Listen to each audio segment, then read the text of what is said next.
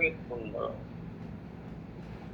মাত্ৰ অকণমান কথা মই সংযোগ কৰিব খুজিছোঁ।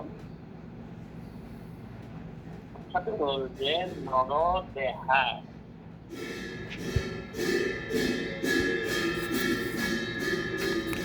এই নৰ দেহটোক মানে কিয় শ্ৰেষ্ঠ দেহ বুলি কিয় কোৱা হয়? এই দেহটো আমাৰ সাধন দেহ বুলি কয়। সাধন দেহ বুলি কিয় কোৱা হয়? কাৰণ এই দেহতহে মানুহে ধৰ্ম কৰিব পাৰে। বাকী সমস্ত প্ৰাণী যিমানবোৰ আছে প্ৰাণী জগতলৈকে মৃত্যুৰ প্ৰতি প্ৰাণী গছ-গছনিৰ ধৰি আমাৰ তিনি কোটি প্ৰাণী তাৰমানে প্ৰাণ আৰু অন্নময় কোষ আৰু প্ৰাণময় কোষ তাৰ কাৰণে গছবোৰ দুই কোটি। অৰ্থাৎ এটা আহাৰ খাই নিজে ডাঙৰ দীঘল হ'ব পাৰে। তাৰ ওপৰৰ জন্মটো হ'ল এই পশু পক্ষী ইত্যাদি এইবোৰ একেবাৰে হস্তিলৈকে। এইবোৰ তিনি কোটি প্ৰাণী অৰ্থাৎ ইহঁতৰ মনটো আছে, অন্নময় কোষ আছে, তাৰপিছত অন্নময় কোষ আছে আৰু মনোময় কোষটো আছে। সেইকাৰণে সিহঁতৰ ধৰ্ম বোলা বস্তুটো নাই। কাৰণ মনহে আছে, মনত ধৰিব পৰা শক্তিটো সিহঁতক দিয়া নাই। সেইটো হ'ল বিজ্ঞানময় কোষ, যিটো বিজ্ঞানময় কোষৰ দ্বাৰা মনত বান্ধিব পাৰে, ধৰিব পাৰে। সেইটো আমি জ্ঞানযোগ খৰ্গে পেলাই উপস্থিতি বুলিও কোৱা হয়। অৰ্থাৎ আমি মনত বান্ধিব পৰা, মনত ধৰিব পৰা যিহতে মনত ধৰিব লাগে। কেলে ধৰিব লাগে? যে মনটো যেনি ঢকুলিয়াই থাকে। বিশেষকৈ আমাৰ এই দেহতে আত্মাও থাকে আৰু ভক্তি মাতৃও থাকে, মায়া মাতৃও থাকে। মায়া মাতৃ মানে দেহ সম্পৰ্কীয় সুখবোৰ আৰু ভক্তি মাতৃ হ'ল আত্মামুক্তি হোৱা। আৰু সেইকাৰণে মনত ধৰিব লাগে। ক'ত ধৰিব লাগে? আত্মাৰ ফালে ধৰি ৰাখিব লাগে আৰু বিষয় বাসনাৰ পৰা মনটোক আঁতৰাই আনিব লাগে। সেই কামটো কৰিব পাৰে মানুহে। কিন্তু প্ৰশ্ন হ'ল এতিয়া যে আমি কিমান চেষ্টা কৰিছো সেই কামটোৰ কাৰণে। মনক আমি কিমান ধৰি ৰাখিব পাৰিছো আত্মাৰ সম্পৰ্কত। যদি আত্মাতে মনটো ধৰি ৰাখো তেতিয়াহ'লে আমি অহৰহ ঈশ্বৰ চিন্তা কৰি থাকিব লাগিব মনত। তেতিয়া আমাৰ কি হ'ব বাৰু? বিজ্ঞানময় কোষ। এই বিজ্ঞানময় কোষটোৱেই নহয়, পঞ্চকোষী আৰু এটা কোষ উদ্ভাসিত হ'ব আমাৰ আনন্দময় কোষ। অৰ্থাৎ যেতিয়া আমি মনত ধাৰণ কৰিম জ্ঞানৰ দ্বাৰা, ঈশ্বৰমুখী কৰিম, কৰাৰ পিছত আমাৰ মনটোৱে কি কৰিব? দেহতলৈ নেযায়, অহৰহ ঈশ্বৰৰ কথা আমাৰ মনলৈ আহি যাব। আৰু আহি গ'লে আনন্দময় কোষ হ'ব, প্ৰস্ফুটিত হ'ব আনন্দময় কোষ। তেতিয়াহে আমি ৰহস্য প্ৰাপ্তি হৈ যাম।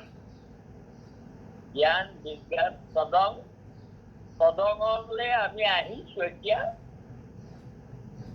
তদঙলৈ আহিছো আৰু যেতিয়া আমাৰ এই বিজ্ঞানময় কোষ হেৰি হ'ব, তেতিয়া আনন্দময় কোষলৈ প্ৰৱেশ কৰিবগৈ লাগিব আমি।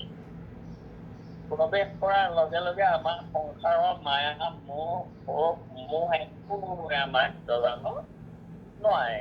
আত্মাময় হৈ যাম আৰু তেতিয়া আমাক আৰু সংসাৰ বান্ধোনেৰে বান্ধিব নোৱাৰিব। যি কি নহওক, নৰদেহা তাৰমানে মাহাত্ম্য এইকাৰণেই ঘোষণা হৈছে যে এই দেহটো সাধন দেহ, এইটোকে যদি আত্মাৰ গতি সাধিব নোৱাৰো তেতিয়াহ'লে আৰু জীৱ জন্তুটো নোৱাৰিলোৱেই। এই সাধন দেহটো হোৱাৰ পিছতো যদি নকৰো সেইদৰে আত্মঘাতী বুলি কয় তেওঁলোকক। একাদশত কৃষ্ণই সেই কথাটো বুদ্ধক কৈছে। কি বুলি কৈছে? নৰতনু নৌকাইটো কুটিৰ কুষাৰ, উপদেশ দাতা গুৰু ইহাৰ কাণ্ডাৰ। মই অনুকূল বায়ু হৈয়া কৰো পাৰ, তথাপি নতৰে ইটো দুৰ্ঘোৰ সংসাৰ। চোৱাচোন, বিজ্ঞানময় কোষ আনন্দময় কোষযুক্ত নৰতনু যিটো কুটিৰ কুষাৰ আৰু উপদেশদাতা গুৰু আছে, ইয়াৰ কাণ্ডাৰী ৰূপে তেওঁ বোধা ধৰিব নৰতনু নৌকাৰ। তেওঁ তাৰমানে ঘূৰি ধৰিব, আৰু মই নিজে কৃষ্ণই কৈছে মই অনুকূল বায়ু হম। অনুকূল মানে বতাহে পাল তৰা নাওখন ঠেলি দিব।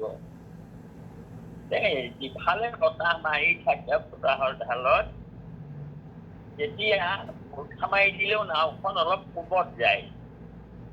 আৰু যদি তাৰমানে পাল তৰা নাও হয় তেতিয়া বঠা নমৰাকৈয়ে অনুকূল বতাহে সেই পালখন ঠেলি লৈ গুচি যাব। ইমান সুন্দৰ এটা দেহ আমি পাই যদি ইয়াক কামত নখটুৱাও।